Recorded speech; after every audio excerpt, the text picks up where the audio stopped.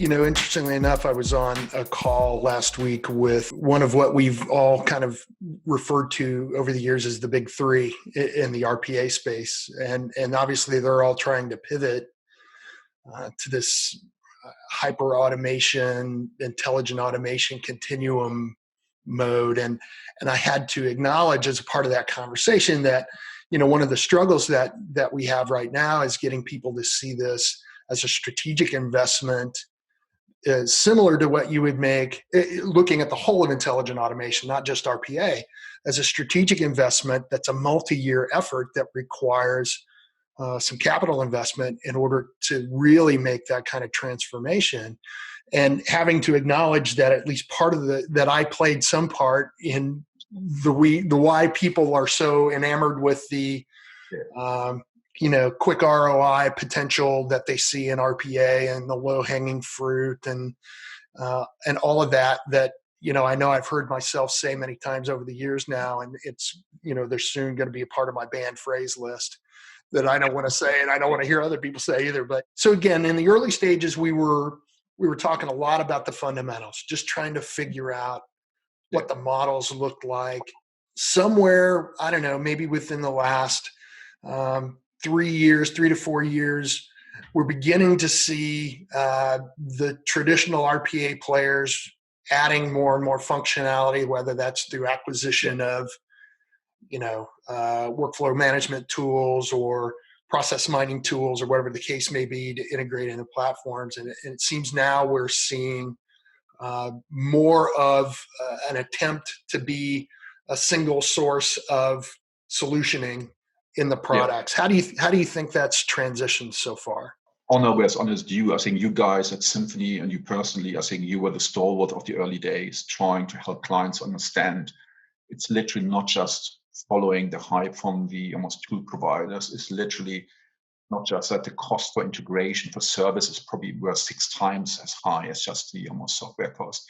But more than anything else, the best practices from the early deployments. And if I'm honest, I don't think the fundamentals have changed that much. So I think we collaborated with you guys on the RPA Bible, and I think was probably the most important piece of research I have seen, if I'm honest, not just because we have you on, not just because I work now again for HFS, but if I look, it's literally playing better best practice around all that. And for me, that's a good way to say how we should engage around all that. We all have different experiences. We look at different technologies. We are at times influenced by different vested interests. But I think what I'm seeing at the moment, I think the market is distorted.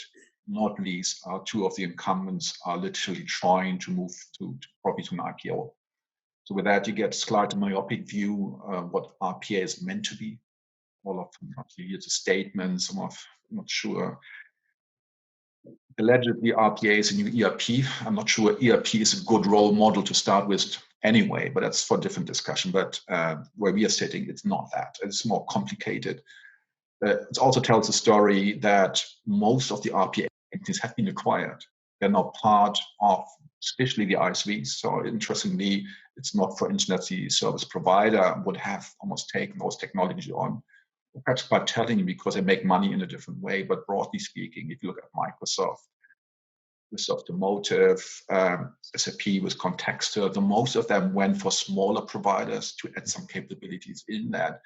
And that's probably a good way to think how the market will be evolving, meaning almost call it out, you will see ISV playbooks. There's not one playbook to think how RPA capabilities is evolving, but they will be part of broader ISV ecosystem. And still, the main value proposition is around getting access or integrating legacy system, integrating disparate sources of data and information which we otherwise couldn't integrate. But then we have to be honest, while the providers, especially the incumbents, are evolving fast and they move beyond this kind of narrow mindset what you used to have. And even the way I was just describing what the value proposition of RPA is, good example. If you look at UiPath now moving in or trying to move into test automation, they have done some sort of basic SAP automation. It's not just so much a narrow business process-centric word or the world we evolve, but still the market is shifting. And if again, just the announcement from 2 weeks ago, that Microsoft is offering at least a proportion of its offering as a free. It tells a story, not so much the free bit. Again, you and I have been there before with their Fusion a couple of years back. But it's literally that the ISVs are getting into the space. And if you look, there will be more. Salesforce, highly acquisitive, ServiceNow, they're looking these kind of capabilities well, because it's not just about the business process anymore. I think what clients should look for is enabling cross-functional workflows, but I had to stop there because I could go on about it for a long time. But it's just to give you a couple of pointers, I think where I feel or we feel the market is at, but also the challenge we still have. But again, there's also huge opportunity around all of that. So it's not about being negative, but clients have to be clear, and if anything, go to you and your colleagues for the right advice, how to take the automation journey forward. Certainly HFS piloted this concept of the digital one office, right? And I think the tools are trying their best to put themselves in a position where that concept can be brought to reality in a single platform or a single suite. And I'll tell you where I get hung up still some. I've been very upfront about the fact that I think the hype machine around AI and machine learning is probably where we were a few years ago with RPA,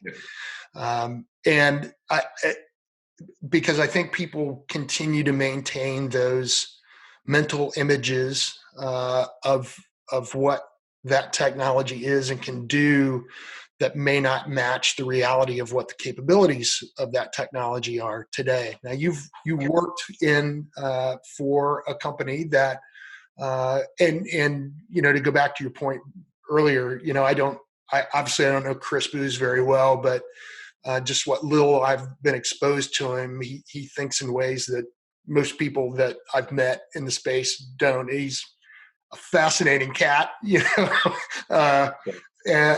but having worked now on the software side for a company that is really AI centric and AI focused, where do you think we really are today? It seems to me that there's still a lot of expectations that aren't going to get met, and that can cause some problems. But where, you've been inside, where do you think we really are today? No, good point. I think let's start with automation first. I think broadly speaking, we see a lot of maturity. Maturity in a sense, organizations are building up automation capabilities internally with external helps. Good reference point for that, they're building out centers of excellence while it's not clearly defined what it exactly is. But you get a sense for the institutionalization of automation approaches. But broadly speaking, it's still around RPA. So we see various cross-fertilization. There's so much stuff happening, IT automation, IT operations, but broadly speaking, we're still in silos. I'll come back to that. So it's a slightly different world from our North Star of the one office. But then I guess to your main point, if you think around AI, I think we have to be mindful. AI is not just machine learning modules we buy from the hyperscalers that are literally off the shelf. It's definitely not just low-level chatbots. And broadly speaking, that is what we have, especially if you go back, almost not confine automation to RPA, but looking RPA is probably still the broadest discussion point.